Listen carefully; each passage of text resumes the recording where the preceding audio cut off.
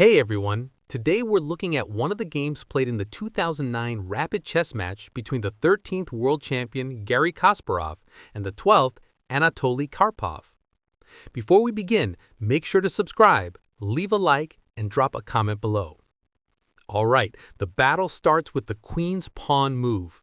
Karpov responds with pawn to d5, and we're entering the queen's gambit declined. Kasparov develops his knight, while Karpov defends against an early attack from the opponent's bishop, preventing some of White's aggressive setups. Garry exchanges in the center and brings his bishop to f4. Anatoly strengthens the center, and Garry takes control of the e4 square, eyeing the pawn on h7. And Karpov responds with an interesting move, bishop to d6. Black moves the same piece a second time in the opening, but in doing so, trades off White's active bishop. Meanwhile, Kasparov opens the diagonal for his light-squared bishop, and Karpov develops his knight to e7.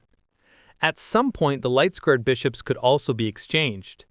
After bishop to d3, Anatoly moves his knight toward the king side.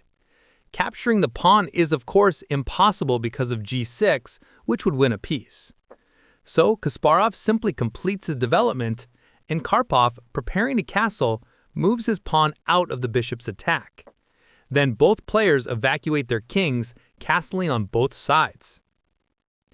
Garry hints at a possible minority pawn attack on the queen side, planning to trade on c6 and create an isolated weak pawn for his opponent.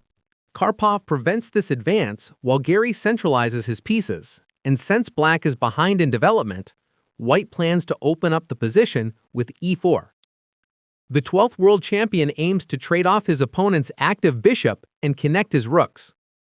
Kasparov breaks through in the center. After the capture, he strikes back with the knight, and as the queen retreats, he brings his second knight to a more active position. Well then, Karpov finishes his maneuver. The last pair of bishops leaves the battlefield. Kasparov once again breaks through in the center. After the exchange, he captures with the knight, attacking the second knight. Black defends with a rook, and Garry doubles up along the open file. As we can see, White has seized the initiative in the center, and now Black must play with absolute precision. It was necessary to play knight to e5, with the idea of bringing it closer to the king under the protection of the pawn on f7. After the approximate knight to g3, Black responds with knight to g6. White's pieces are placed very actively compared to their opponents, but on the other hand, there aren't many resources left to actually play for a win. But in our game, Anatoly Evgenyevich Karpov makes a terrible blunder, knight to c5. His calculation was that if White captures on c5 with the knight, and then Black captures a pawn with the rook, Black will pile pressure on the queen, double on the b-file, and after a capture on a5, pick off the pawn on b2, obtaining excellent compensation for the pawn deficit thanks to the activity of his heavy rooks. Only, in the game the 13th world champion Garry Kasparov does not exchange knights. Instead, he delivers a crushing tactical blow. Trying to decline the piece sacrifice doesn't work because White plays rook to h5 and there's no defense against the capture on h6, which would lead to a mating attack.